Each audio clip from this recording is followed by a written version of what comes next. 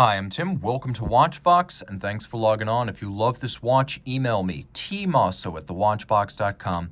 It's your purchase and pricing email question line for buying this or any watch you see on any Watchbox platform. Please reach out to me directly. Email tmosso@thewatchbox.com for pricing.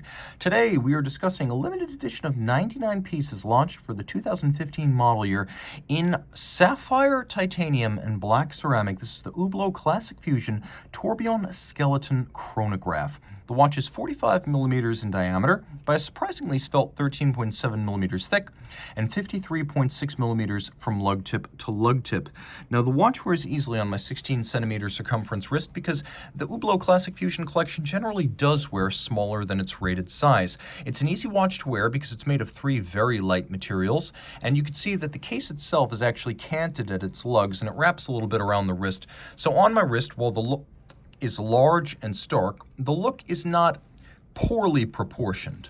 The watch is designed to be blacked out and bad, and it's definitely that. It's got an attitude towards it. But the further I get away, the more of my arm you can see, the more you realize that the watch is actually a pretty good match. And I think if your wrist is down to 15 centimeters circumference, you're probably going to wear this watch well. Shockingly, it could even fit underneath the cuff, and there's your proof right there.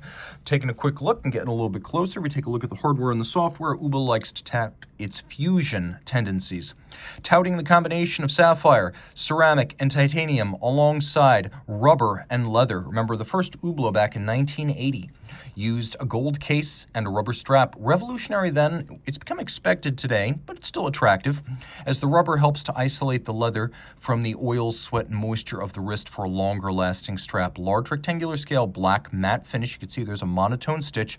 This is a brand new Hublot factory strap with no crimping or gouging.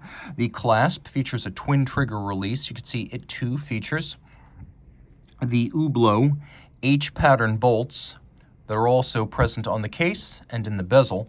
Internally, the clasp is made of black DLC stainless steel for durability, and you can see the Hublot H logo is actually integral to the underside of the clasp. We have a twin trigger release system so it doesn't pop open accidentally, and then a system for actually tucking and hiding your excess length. So what happens is all the extra length is fixed underneath the strap. There are no minder loops externally, and if you're wondering what a minder loop is, this is a minder loop. They tend to age faster than the strap, and in general, replacement for a strap comes when the minder loops go bad rather than when the strap goes bad.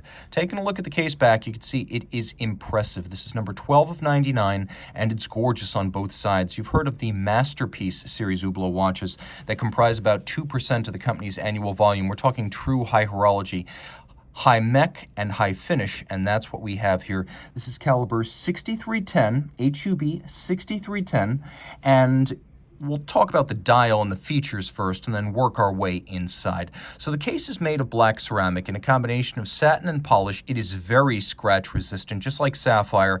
It's likely to remain completely unmarred for the life of the watch. And there's contrast between polish and satination. The Classic Fusion cases are a little bit more elegant than the Big Bang cases, and you can see that's backed up by this comparison to the Big Bang Unico Blue Magic.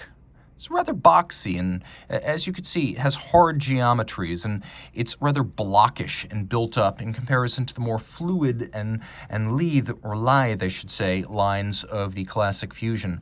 Now, taking a quick look at the bezel, there's a contrast between the polish on its sides and then the satination on its top, which is borrowed, if we're going to be honest, from the design of the Royal Oak.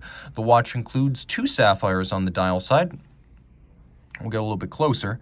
You can see there's the top sapphire, and then there's another one that sits on top of the movement, and it bears the chapter rings for the sub-registers as well as a mounting point for the faceted rhodium-plated steel indices for the hours.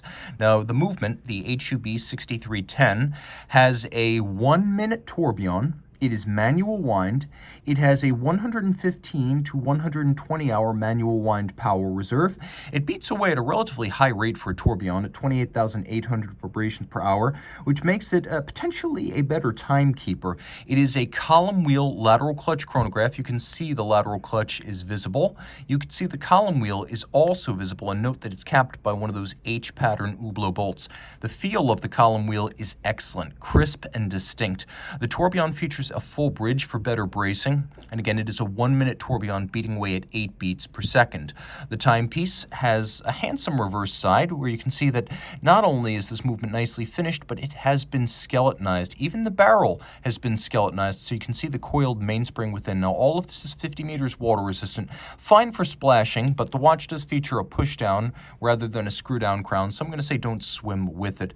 The timepiece features a combination of satination on the tops of its bridges and then mirrored beveling on the edges of the bridges, as well as the interior hollows of the bridges.